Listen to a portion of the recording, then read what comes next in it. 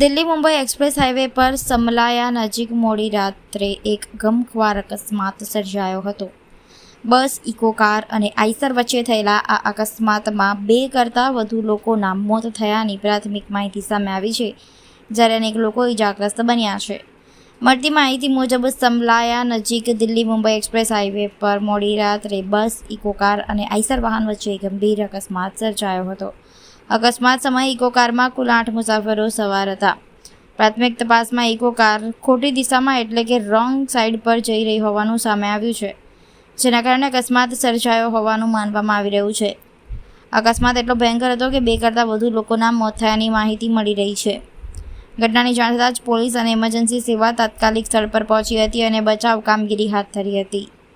ઇજાગ્રસ્તોની સારવાર અર્થે નજીકની હોસ્પિટલમાં ખસેડવામાં આવ્યા છે. મૃતકો અને ઇજાગ્રસ્તો અમદાવાદ, મહેસાણા તરફ જઈ રહ્યા હોવાનું જાણવા મળ્યું છે.